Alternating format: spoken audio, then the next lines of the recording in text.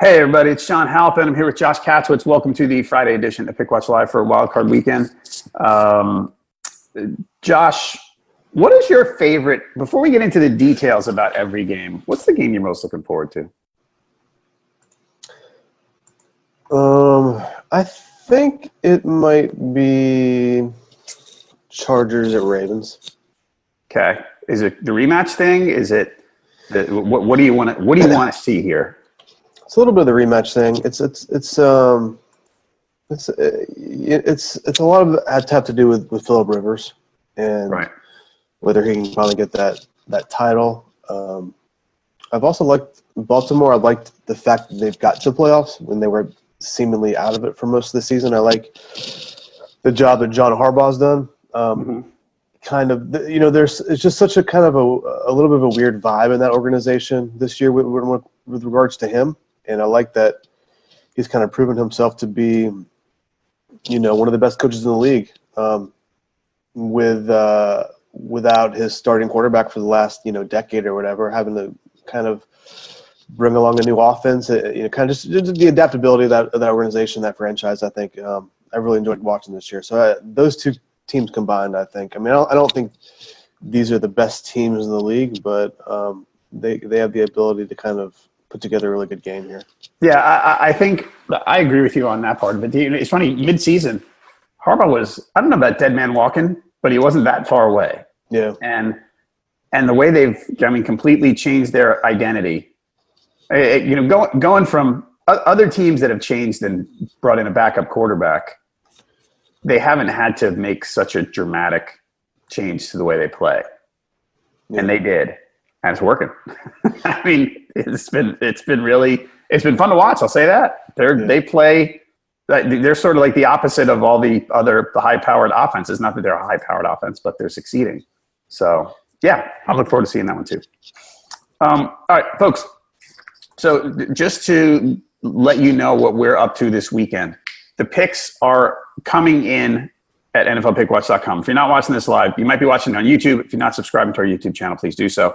The picks will be coming in over the course of the day on Friday. We will give you right now what we, on this show, what we have so far.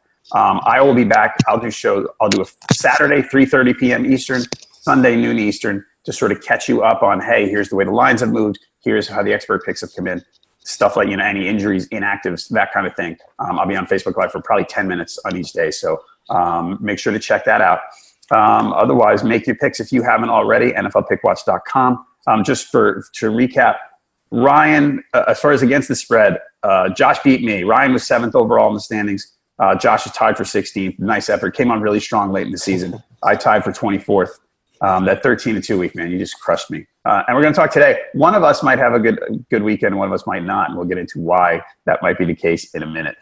Also, by the way, if you're listening to this on audio, or if you want to listen to it on audio, you can get the podcast on Spotify, or you can go to Podbean and subscribe there. And wherever you listen, it'll let you know where you can check it out. Okay, let's get to the Wildcard Weekend games. We're not going to do as long a show as usual. It's not going to be an hour. It's probably going to be 10 minutes a game or something like that. First, Colts-Texans. As of right now, and I did this last night, so I'm going to check the updated lines as of this morning. We have Texans favored by 1.5. Over-under is 48.5. To refresh your memories, these teams played twice. The Texans lost their first 3 games of the season. They came back with a win against the Colts to rebound at Indy, 37-34. In overtime, the Colts were trailing 27-10, came back, tied it, but the Texans won. In week 13, so now after the Texans started 0-3, they won 9 in a row. Then they hosted the Colts, and the Colts won. The Colts beat them 24-21. The common thread in these games for me, other than them being really close, the one stat that jumped out, and I want to ask what you think of this, Josh. In the 2 games, the Indy running backs ran 31 times for 64 yards. Like they literally, and the Colts, they're not a good running team generally. They have some good games. Mac has some good games. They run better with Ryan Kelly in the lineup, and he's going to be back this week. But the Colts ran less than almost anybody in the league. Does it matter that they had trouble running against the Texans, who just generally have a good run defense? Yeah, I mean, it matters a little bit. You'd like to be kind of as multidimensional as you can get. It doesn't really seem to matter that much, though. I mean, you look at what have they won? What, 9 out of 10? I think Yep. something like that.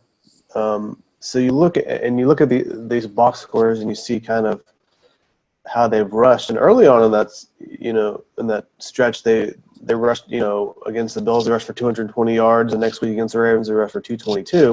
And since then, it's kind of fallen off a cliff. I mean, they're rushing for 81 yards against Jacksonville, 50 yards against Texans in Week 14, 49 yards just 2 weeks ago against the Giants, and they still win. They only lost. They lost to Jacksonville, rushing for 41 yards, but that offense just was terrible that weekend. They scored 0 points against the Jags. So in the past 10, 11 weeks, it hasn't really mattered that much. They haven't been able to establish a running game, and they do have some games where they did establish it, and that was fine. But either way, it seems like it's okay. I think the way Andrew Luck's played this year has been really, really impressive. One of the more impressive stories of the league this year, just where he came from. So I'm kind of less worried about the running game than I normally would be. I'd rather like to see a team really be multidimensional and have that balance. But in Indianapolis' case, it hasn't really seemed to matter, for the last 10 or 11 weeks. All right. One other Indy note here. T.Y. Hilton, he's expected to play. He hasn't been practicing. He's been banged up for a few weeks. And Frank Reich actually said this week, if this was the middle of the season, we'd be sitting him down. And the guy, I mean, he's been playing still really well. Like basically, he doesn't practice during the week, and he comes out on the weekend. He just plays great. I mean, it's pretty strong effort by T.Y. Hilton. Yeah, he's been really good this year. Over 1,200 receiving yards. The percentage of passes to him, you'd like it to be a little higher. I think he only catches 63% of the passes thrown his way. He's kind of there. His career's been known for his drops. So yeah, you'd obviously like him to be healthy.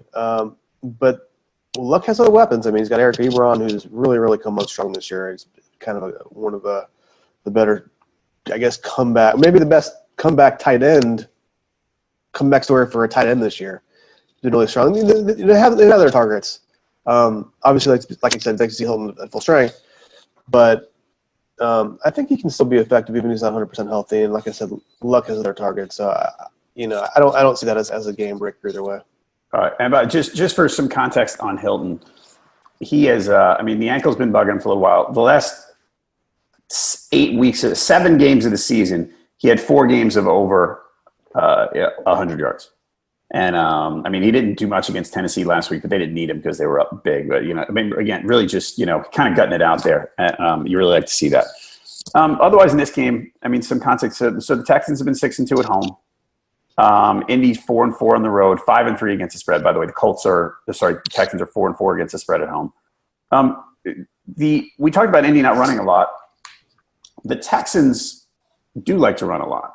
They're 4th in the league in rushing attempts. They try basically. As their streak, that 9-game winning streak, started, you could tell that they were trying to. Basically, they were taking the air out of the ball. They were trying to. I don't know about ground and pound, but close to it. As they get into a rhythm, a couple of games where they had to have high scoring games. Then you see a stretch of games. I'm starting looking at week 6 on attempts for Deshaun Watson: 25, 24, 20, 24, 24, 24. So they spent a lot of time in the middle of the season there. And, there was games where, they won some of them handily, but, they tried to run a lot and not throw a ton. And then later in the season, things picked up a little bit. That Philly game was a shootout against the Jaguars this week. That wasn't a shootout, but he still watched them through 35 times. They've seemed like they're throwing the ball a little more later in the season, and the games haven't all been blowouts to cause that. Shootouts to cause that necessarily. And Watson's kind of, in my opinion, he's kind of stepped up. He's meeting the challenge and playing pretty well lately. Even though they've lost a couple of games down the stretch, he seems to be doing pretty well. Yeah, this,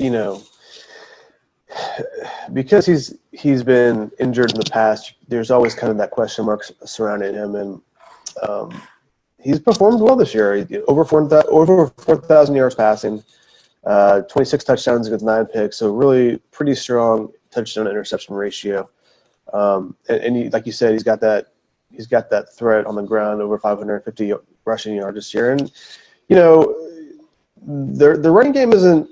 Lamar Miller and Alfred Blue certainly have been players who are known as game breakers. I mean, I think Lamar Miller's career has kind of been a little bit disappointing overall. Like you kind of expect more out of him, but he's they've been solid. But I do like that Deshaun Watson has kind of been able to show his talents as a passer.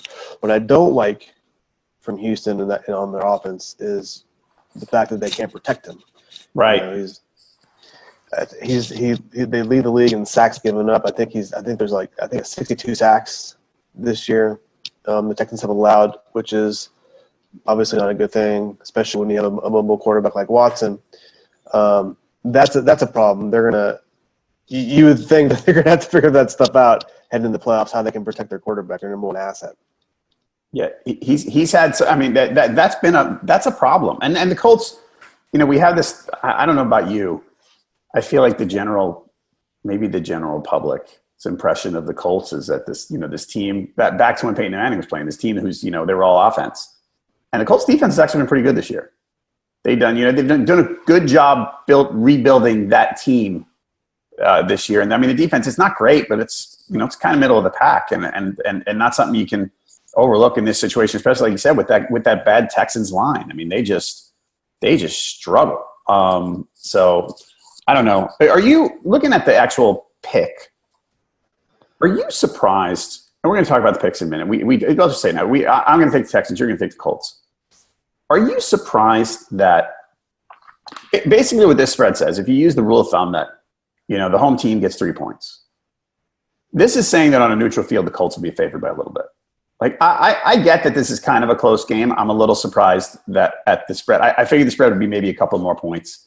And the way the picks are coming in, people love the Colts. Lots of people love the Colts so far. I think a lot of it does have to do with if you're kind of peaking toward the end of the year, which the Colts clearly are. I mean, they started 1-5, and since then have been almost perfect all year long. So I think that with Andrew Luck, the way he's played, and just with the way the Colts have played the last couple months, they just seem to be peaking at the right time, which, as we know, going to the playoffs, if you're peaking at the right time, you can be a 9-7 team and win the Super Bowl. Not the Colts were 10-6, but remember the Giants did that a couple of times when they were 9-7, barely get to the playoffs, and they win the Super Bowl. They just peaked at the right time. The Texans, meanwhile, have lost 2 of their last 5, which isn't terrible, especially after that long winning streak. But you kind of don't get the impression that they're peaking at this very moment. So I think that perception probably plays into it. Okay. And the other person we just need to mention because of how great he is DeAndre Hopkins. The Texans, they traded for Demaryius Thomas midseason, then they lost him but to injury. They think they're going to get QT back, who had a few nice games in the middle of the season. Maybe it'll help their receiving core, but basically he's a one-man receiving core, and it kind of doesn't matter that he's the only guy. In the last 3 games, by the way, Hopkins, he's caught 33 passes for 421 yards. I mean, the guy's he's just awesome. They throw him all the time. Their passing game is like they know they're throwing him to Hopkins and whatever. The team seemed almost powerless to stop him. He's that good. He catches everything. He runs great. He became such a better receiver than people thought he was going to be. Like you thought he was going to be good when they drafted him. He's a monster. He's so good. Let me mention one other thing too that I was researching. Houston has the reputation for being good defensively, but their pass defense is not very good. Right. The fifth worst in the league, and in 3 of their past 5 games, the opposing quarterback has thrown for at least 380 yards, and that includes Luck in one of those games, in Mayfield and Foles. And 2 of those games were losses. So if you're looking for the question of whether or not Luck is going to continue to have these great games, the statistics say that he probably will, because the Texans' pass defense, especially lately, has been pretty bad. Right. All right. One other thing to note about this game, we talked about the running games, and The Colts actually, I mean, we talked about Houston's good run defense. The Colts actually, they've only allowed 3.9 yards a carry, which is sixth in the league. So they've been pretty good. I mean, it seems like I talked about the Texans wanting to take the air out of the ball a little bit in a lot of games when they went on their winning streak. In the 2 games against the Colts, Watson threw 80 passes. So this game's going to be, you would think this game's going to go through the air a bit more than than these teams' normal games, at least than the Texans' normal games might be. I wonder how that affects the over-under. I was picking under. It's 48.5. But if these teams are going to throw a bunch, I don't know. I mean, they're going to try to run. I don't know if it's going to work. Yeah. I think if Deshaun Watson is having to throw 40 passes in a game, it's not great for Houston. It's not a good situation. All right. So we're going against each other here. You got the Colts. I got the Texans right now on NFLPickwatch.com. Like I said, all the picks are not in. We probably got more than half still coming today. So keep checking the site for picks. But it looks like right now, experts, 71% Colts. And fans are 54% Colts. So the experts are, I don't want to say trendy, because that diminishes it. It's a word that makes it sound like, oh, people don't know what they're doing. It's trendy. But the Colts are a trendy pick. Like the Colts are, even though they're a very slight underdog, they're pretty popular. They seem like the most popular underdog pick so far. Wait, what was the line? As you said, it was +1. I see plus. This morning I see 1.5. I had it at Colts -2. That's what I saw that. Colts -2? Colts +2. Maybe I screwed up. I thought it was a. Let me see. No, I think on NFL Pickwatch. I have it at -1. You got Colts +1 right now. Oh, I'm sorry, Colts +1. That's weird. Yeah. Maybe I just messed up. This morning even back to if it was Colts minus, in my column I wrote Colts -2. Maybe that was my mistake. But either way, if it was -2, I'd still be picking the Colts. So okay, confident I am in that. All right, next up. Seahawks Cowboys. The morning line, like I said, we're talking a little before 8 o'clock Eastern on Friday. Right now it is Cowboys favored by 1.5. Over under is 43. These teams played in week 3. The Seahawks had opened with 2 losses on the road. Then they come home. They won 24-13 against the Cowboys. They sacked Dak 5 times. They forced 3 turnovers. 2 of them were Dak interceptions. They ran the ball a lot. I don't know if I'd say particularly effectively. Chris Carson, 32 carries, 102 yards, and a touchdown. So they just ran and ran and ran. And the Cowboy defense is not a pushover against the run. Ezekiel Elliott had a nice game, 16 carries, 127 yards. So that's wrapping that up. I want to get through some injuries first. Seahawks, their guard, J.R. Sweezy, questionable. We're not sure if he's going to play yet. Shaquille Griffin got hurt last week, but he's expected to play. Their corner, who hasn't been that great anyway. They've got to change at safety. Delano Hill's going to be out with a hip injury, but they're getting back Cedric Thompson, so that's probably a wash. Cowboys, the guard, Xavier Su'a-Filo is doubtful, so that matters, but they're going to get Zach Martin back. So that's, hugely helpful, obviously. David Irving's still out. They've been waiting for him for a while, not going to play. So interesting thing in this game, these teams look pretty evenly matched, I think. You look at them and you say, these are both pretty solid teams. They've been playing kind of well. And, the almost toss-up spread looks right. But the Cowboys have been so good at home. And the Seahawks on the road have been, they're kind of all right. Even the games they won, they're not all that great. Does the Cowboys' home performance, how much does that affect how you look at this game? It affects a lot. I wrote in my column this week that if this was played at a neutral field, or even if it was played in Seattle, I'd have no problems picking Seattle immediately. I think the only thing that kind of gave me pause this week was the fact that the Cowboys are playing at home and they've been good there. Look at their schedule right now. How many have they lost at home? 2 this year? The Cowboys won. No, I'm saying overall the Cowboys at home. They've lost 1. They've lost 1 game at home. Oh, they lost 1. I'm sorry. Okay. Yeah. They lost to the Titans. So, yeah, and then they're beating the Saints at home, which I think a lot, obviously that surprised a whole lot of people. They beat the Eagles at home the next week after that. They beat the Bucs at home. So They haven't played a very, very tough schedule at home, except for the Saints and the Eagles. The Seahawks are probably the second toughest team to come to Dallas. So maybe that there's some solace there. Like Cowboys kind of beat up on some bad teams at home. But, yeah, I'm still going with the Seahawks. But it was a little more difficult for me to pick them because I know how good Dallas is on the at home.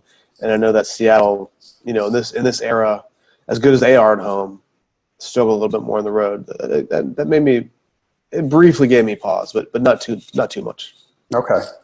I'm going the other way again. I do think that one interesting thing here is that the Cowboys – I mean, the Seahawks love to run. The Seahawks run, I mean, as much as anybody in the league, more than anybody. They're second in rush attempts behind the Ravens, but, the Ravens are a weird one because the quarterback runs all the time. He runs 15 times a game.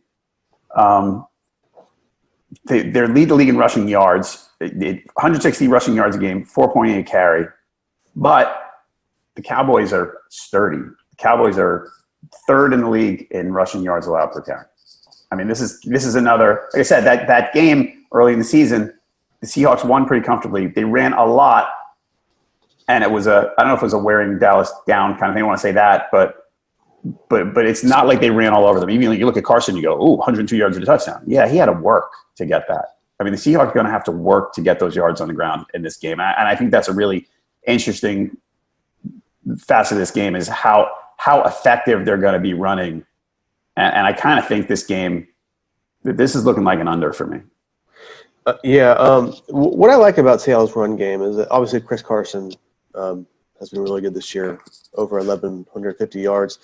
But they spread it around. I mean, Mike Davis has over 500 yards. Rashad Penny has over 400 yards. And obviously Russell Wilson can run the ball as well. There's just a kind of a multifaceted attack that I really – it's been kind of enjoyable to watch, especially because so many people didn't think much of Seattle this year. I mean, there are people who said they were going to be one of the worst teams in the league, and kind of overcome that. And you mentioned, I think, in your notes that Seattle has the fewest pass attempts in the NFL this year.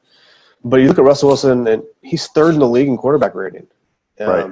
He's got a 5-to-1 quarterback interception ratio, which is tied for second best in the league. They're very efficient there. And to me, it comes down to a lot of it comes down to two matchups, quarterback versus quarterback. Would you rather have Russell Wilson on your team as a playoff team, or would you rather have Dak Prescott? I think the answer there to me is really easy. It's you go with Russell Wilson. He's got the experience. He's got that X factor that even if he's not having a great game, he's throwing for 120 yards and 2 picks, and Seattle's down, 4 late in the game. But the Seahawks got the ball with 2 minutes to go, and Russell Wilson is about ready to take over. Russell Wilson, I'm betting on Russell Wilson to win that game. Right. And if you're going with Jason Garrett with Dallas versus Pete Carroll with Seattle, what coach do you want on your sideline? I think the answer there is pretty obvious as well. You want Pete Carroll. So those two matchups. Such good clappers, though. They're excellent clappers, both of them. I mean, say this for Garrett. There was some chatter about whether or not he should be in danger of losing his job early this season, and then everybody kind of thought, well, that's not going to happen because Jerry Jones wants to keep him around for whatever reason. And he's been more aggressive. Jason Garrett has, for as conservative as he's been. He's been a little more aggressive lately, which I think people seem to enjoy, and people seem to think that's the right move, especially on offense going for those 4th downs. So there is that. I'd still rather have Pete Carroll on my team, even though Jason Garrett is a really good clapper. Okay. Other things in this game to look for. Let's see. So Seattle, by the way, they've won 5 of their last 7. They've averaged 30 points a game in that. And that you wouldn't kind of expect that from them generally. So been interesting. They played a lot of games at home down the stretch, which I thought was kind of weird. We knew 6-7 weeks ago that they were set up for a strong finish. And they did. They had it. Even though losing that game to San Francisco, right? That was a little weird. Yeah. But not totally shocking, but because the Niners were pesky late. But by the way, Cowboys, one other thing, 7-2 since they got Amari Cooper. A lot of home wins, like we said. They're a different team at home. I don't know. I'm going Dallas. The home field's tipping it for me. I've been thinking for weeks that the Cowboys would be a tough out if they got a home game, and I still think that. I mean, I think they might go to New Orleans and get kind of waxed next week, but I'm going to pick them this game. So yeah, no, I mean it's legit. I mean, like I said, that gave me pause. Just But I mean, if the game was being played in Seattle, who would you go if it was in Seattle? I would pick the Seahawks, definitely. Yeah.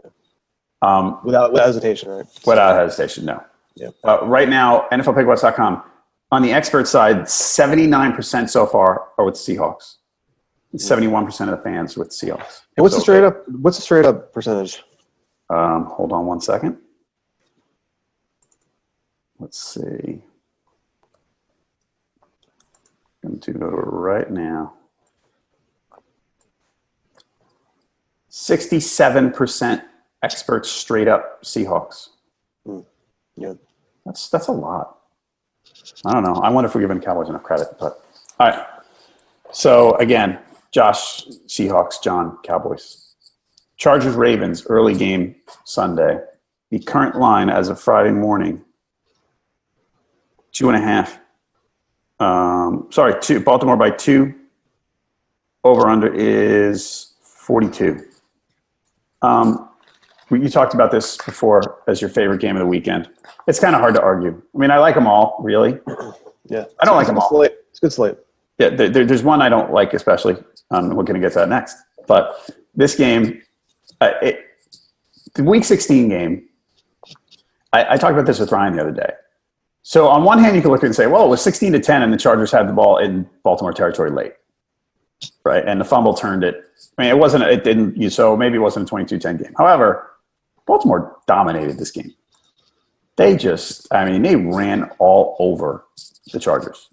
And it was so surprising because the Chargers had been playing so well on both sides of the ball, and then this just happened, and the Ravens kicked their ass. They just did. It was every bit of 22-10, even though the way it got there was a little weird. They crushed them, and part of it, how good are the Ravens, who have won since Lamar Jackson took over? I think they're 6 out of 7, and the only loss was a game at Kansas City where if the Ravens defense had held on fourth down conversion late in the game, they would have won at Arrowhead. I mean, this team has been really impressive over the last 2 months. Yeah, you're right, and the fact that they did it in LA on a Saturday, with a day's less preparation, the fact they played so well against the Chargers was really impressive. I think that people still wonder about Lamar Jackson and whether he can be a guy who can bring the Baltimore back from 2 touchdowns down or 3 touchdowns. They still haven't had to be in that situation, which is kind of a testament to their defense and the fact Baltimore kind of jumps out on people a little bit. But so there's still some question marks about Lamar Jackson, whether or not that offense can, like we talk about a lot, if they're down 14-0, if they're down 21-0, can Baltimore come back? And I think that the Chargers are going to have to jump on people. Maybe we'll talk about it in a minute, but the Chargers have to go to Baltimore for a 1 p.m. Eastern time kickoff, which people have said, well, that's really tough to do for a West Coast team, and it is tough to do. But the Chargers this year on East Coast games are 3-0, and they're 2-0 when they start at 1 p.m. Eastern time. Mm-hmm. So the reason they've kind of done that is they've jumped out to big leads. They jumped out to a 21-3 lead on Buffalo in the first 20 minutes of that game. They jumped out to a 21-6 lead on Cleveland at halftime in that game, and they beat Pittsburgh. I think that was a later. Mm-hmm. It was a Sunday night game, yeah. And actually they fell behind early in that game, and they had to come back. So the difference in time, or the difference in location, has not been a huge deal this year. And the last time they won a playoff game, San Diego or LA did, was they won in Cincy in 2013, and that was a 1 p.m. game. So.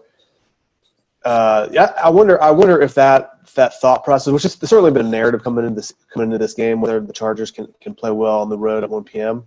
That's the Chargers have proven that they play well. They can play well when they're in this situation. Okay, some injuries to catch up on real quick. Melvin Gordon probably okay. Chargers lost Jatavis Brown, their linebacker. Again, that's another one, not a huge loss for them. Hunter Henry might play. He's been practicing. It sounds like Anthony Lynn kind of said some things yesterday, like, well, he's really going to have to show me something for the game. That's a little. If he plays it, I wouldn't expect him to be a big factor. You're still going to see more Antonio Gates at tight end. So the Ravens defense, by the way, we can't. Not that we're ignoring them. Just for statistically, second in both points allowed and yards per play against. I mean, they're just just about as good as anybody in the league. Them and the Bears. Ravens are 6-2 at home, but they're only 3-5 against the spread at home. The Chargers, on the other hand, they've been great on the road, 7-1 both straight up and against the spread. They've been, like you said, they had those early the East Coast games, didn't matter. They went to Pittsburgh, didn't matter. They went to Kansas City, they won. I mean, there's no, at least, no matter how you look at this game, the Chargers being on the road, there's no fear there at all, right? Yeah, and you look at their playoff history, it's not very, very extensive, but they've never lost a wild card game on the road. I think they've won 3 or 4 in their history. So again, I mean, I think the Ravens are going to win the game. I think they're going to cover the spread. I had it at Ravens minus 2.5, so I feel pretty good about that. But if you're looking at this narrative of LA can't play on the West Coast or on the East Coast, they've proven that their history has proven that they can play. So I'm not sure that's a narrative that people need to be hinging their bets on. Yeah, and it's the narrative about the Chargers, just shooting themselves in the foot. Seems like the way this season's gone. And I mean, the Baltimore game, that wasn't shooting themselves in the foot. They just lost. A good team came in and beat them. It happens. But I mean, going to Pittsburgh and going to Kansas City and winning those games, I just thought they won 12 out of 14. They've been impressive in general. But that in particular, I mean, those 2 games really just I was so impressed with them at how they played. And they're like, wow, this is maybe they've finally taken that step forward that we've been waiting for. Well, it don't need to happen in the playoffs because Phillip Rivers has only been to 1 conference championship game. He's never been to the Super Bowl before. He's, I think, one of the most underrated quarterbacks of his generation, but he hasn't gotten to that point yet where we can see his talents on the biggest stage of all. And you wonder if LA can finally do it this year, and they don't do themselves any favor by having to go on the road and not being able to beat out the Chiefs in the AFC West. And, the Chiefs are sitting back this week just chilling out. They got some home games coming up, and the Chargers, meanwhile, are going to have to struggle and fight on the road. So yeah, it's kind of an unfortunate situation for them, but because they are one of the better teams in the AFC. But, football can be a cruel game. All right, so we're on opposite sides of the fence here again. You're going with the Ravens. I got to tell you that my pick of the Chargers, it's a gut. And I can't explain it any better than that. I think this is a good game. I don't think there's a side of this that's obvious, as good as the Ravens have been. I mean, the Chargers just, like I said, they went to Kansas City and Pittsburgh. I mean, they're not going to be afraid of the Ravens, even though the Ravens kicked the crap out of them a couple of weeks ago. But, I mean, I see this game. This is a game that could go either way. And I know Rivers has had, I have this vision in my head of Rivers struggling on the road against an excellent defense. I can't shake that. But I don't know. I got a gut that they're going to pull this one out, that they're going to bounce back after the way they lost to the Ravens a couple of weeks ago and pull this out and move forward. So yeah, I mean, that's legit. I can see that. But and I'm not sure how much to take it to factor in that Baltimore played so well against them 2 weeks ago. I'm loath to make my prediction based on that game, but there are certainly some trends and some storylines you can look at and say, oh well, they can continue what they did 2 weeks ago. Right. I just think the way Baltimore's played lately and the way we talked about earlier, the way that these teams peak at the end of the year really matters a lot in the playoffs, I think. Yep. All right. So last question on this game. We talk a bunch about Lamar Jackson. Do you trust him? Do you trust him? He's been playing really well, and not just running. He's been throwing better than people want to give him credit for, I think.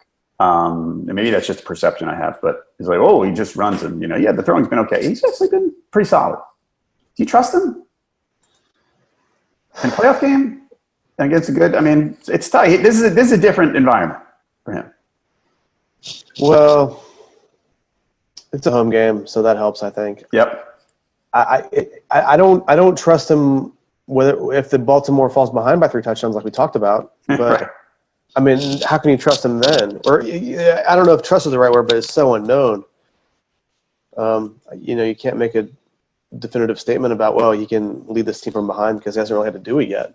So I don't know. I mean, I trust him if the Ravens are ahead. Yeah. And and it's kind of a nip and tuck game. Yeah, I trust him then, but there are a lot of questions still about him that maybe he's gonna have to answer this in the playoffs this year. So I don't know if the Chargers, like I said, and we talked about before, Chargers have to jump on them early to kind of get those cobwebs out for that early game for them.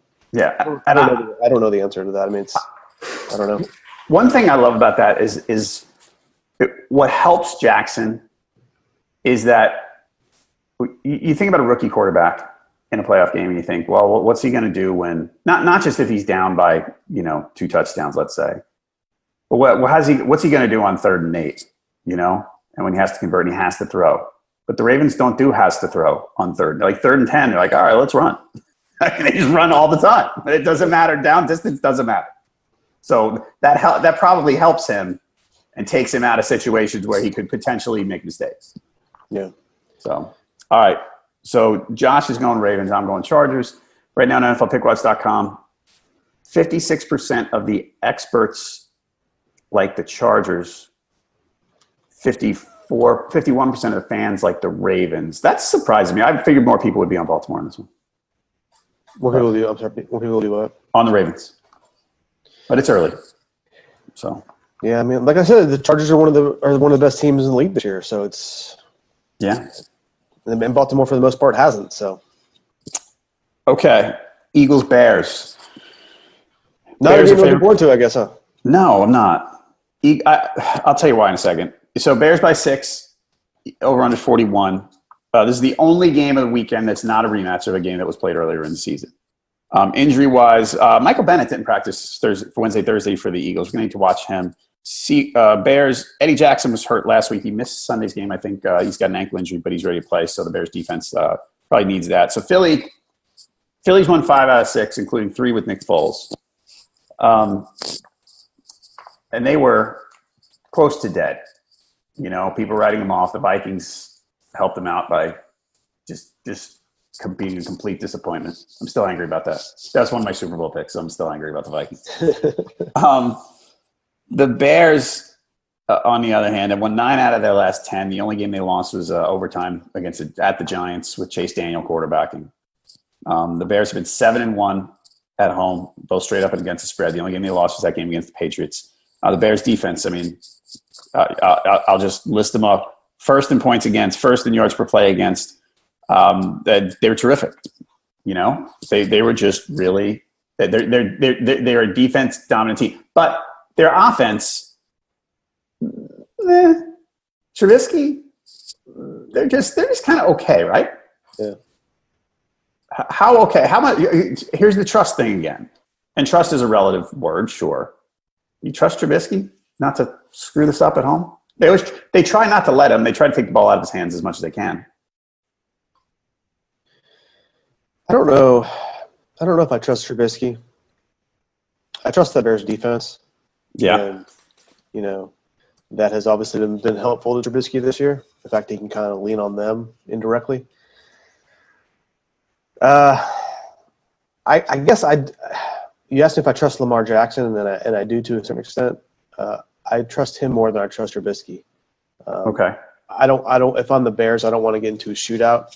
But the way the Bears defense plays, they don't have to usually worry about that kind of stuff.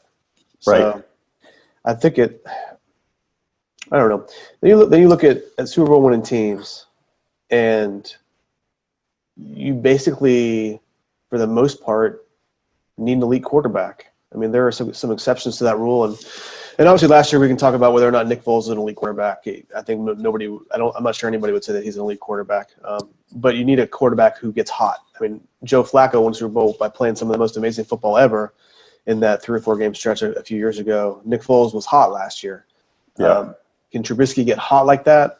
I'm not sure. And if he can't get hot, I have a hard time believing the Bears will go far into the playoffs. So I guess from that aspect, do I trust Trubisky? Not really. So yeah, me neither. When I talked to Ryan on the other day about this, the thing about Trubisky is I can't say I trust him throwing the ball. I love when he runs the ball, and I think that when quarterbacks are good runners, people kind of look at it. I've said this about Cam Newton before. People kind of look at it as this cherry on top of the cake or the icing on the cake, and I look at it and I go, "This is like a big part of the cake." It's not just, oh, it's so cute that he runs. This is a really good runner, and it matters. It helps. I mean, the last few weeks he hasn't run a ton, but that's a huge factor because he can just on plays that break down, he can extend drives. Yeah, it's a huge deal. Yeah, and obviously that we see that as a more of a trend. I mean, Kaepernick and Russell Wilson, and now you see it from a lot of teams that have these quarterbacks who can run. I mean, we just talking about Lamar Jackson. You're looking at even Josh Allen in Buffalo has that ability. It's certainly become more of the trend where you have these quarterbacks that can do other things other than just pass.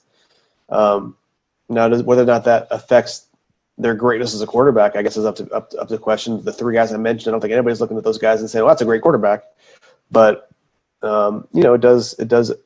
it is helpful at times. And you're right, Trubisky is fun to watch when he runs. It's his kind of escapability from the pocket is impressive. And do you trust Trubisky throwing the ball in a situation, or do you trust him being a pocket passer? No, but I mean, I think if you're going to say yes to that question, I know neither of us said yes, but if you're going to say yes to that question, it's because he has that escapability and he can run the ball. So in that aspect, you'd rather have him run the ball in a tough situation than throwing it. Maybe you trust him a little bit more, I guess. All right. On the other side of this one, Philly doesn't run.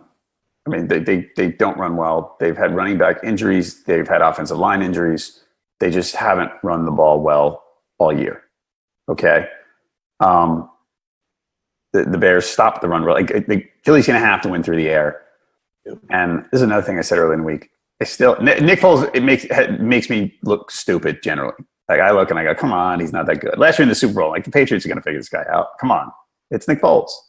He's just okay, and he's probably better than I thought, but he's not that good. I mean, basically, you're talking about going into Soldier Field against probably the best defense in the league and putting this game on his shoulders. I don't know. I don't think I mean, he could. We've seen it before. He's been, an excellent quarterback in big spots last year. I mean, he led the team to the Super Bowl. And two of those three games, they lit it up on the scoreboard. But I think this is a big ask out of Nick Foles to go beat the Bears with a team, like I said, with a team that basically can't run. There seems to be a little bit of magic that surrounds Nick Foles. I'm not sure what it is. And he's had stretches during his career where, he's been really, really good, even though he is kind of the consummate backup. I mean, when was it 2013 in Philly? He went through that ridiculous streak where he didn't throw an interception. It was like 17 touchdowns and no interceptions, something weird like that. So I mean, he was 27-2 for the season. Yeah. And he led the league in quarterback rating that year, and he went 8-2 as a starter in 2013. So it's not he's not just a flash in the pan from last year. I mean, you look at his record for the rest of his career, it's not that great, but he has shown that ability. I don't know. It just seems like there's some kind of magic around him when he's a starter late in the season, and you can't explain it. It's like Tim Tebow in a way. Remember Tim Tebow every week would be awful all game long, and then do some ridiculous thing at the end of the game, and the Broncos would win the game. I think Foles is a better quarterback than Tebow, but there is some kind of magic surrounding these guys. It's really interesting. It's really fun to watch. So it's hard for me to – I picked the Bears straight up, but I'm giving the Eagles the point just because I think Foles will make it close. I don't believe in the Eagles. I don't believe in the way they played down the end of the season, and I think the Bears are gonna work them over. I think 24-7 kind of thing. I really do. And Nick Foles, I'm hoping Nick Foles proved me wrong because it's happened. It's happened every week, right? Have you picked the Eagles yet with Foles at quarterback this year? I don't know. I can check that now, though. Hold on. Let me see what we got here. You can do that on Pickwatch now. You can actually look individual writers. Yes. How they picked this year. We're going to do that right now. And we're going to see what my success rate has been with the Eagles. So let's see. Top teams, bottom team. I got to go week by week, right? Let's go week by week here. Great radio. All right, it is. No, this is an interesting one though. I picked. Let's see. Did I pick the Eagles this past week? Who'd they play last Sunday? The Redskins. I picked the Redskins. Right? Yeah. That was not a good pick. No, that was not a good pick. The week before. How about this? You tell me who the Eagles played in a week going backwards, and I'll tell you who I picked. All right, let me get there. Hold on. I can get this. Okay, so right now, week 16, I picked against them. They played Houston in week 16, and I picked the Texans. No, I picked the Eagles. There you go. I picked Nick Foles in week 16, so we don't have to go far. Okay. See? I imagine you didn't pick the Eagles against the Rams in week 15, but I did not. But I mean, that you can be forgiven for that. Yeah, I know, but that was such a shocker, and that was a great game. There's another one, Nick Foles. Like, what the heck is Nick Foles doing? Going to LA and tearing apart the Rams. Yeah, I don't know. The defense he's played against, and we talked about the Texans' pass defense has not been good, and he lit them up. The Rams aren't known for their great defense, and the Redskins aren't known for their great defense. So he's done it against defenses that are not great against the pass. This week will be different, so that's something to consider as well. You know, he's got four interceptions and 5 starts, by the way. He's terrible, man. Just point it out. No, I know. No, you're right, but I think was he throwing 6 touchdowns? I think it's like 6-3 in the last couple of games. It's 6-3 the last 2 games, yes. Yeah. So not great, but not terrible. He's going for a lot of yards, that's for sure. The game at the Rams was great. The game at Washington was good. Early in the season, he played. Remember, he started the first 2 games, and the first game against Atlanta was a low-scoring game. He threw for 117 yards and a pick. And then they played the Bucs, who were terrible. So I don't know. I'm not a believer. I like the Bears at home. I think the Bears are a really good team, and I think the Bears are the type of team that could go to the Super Bowl.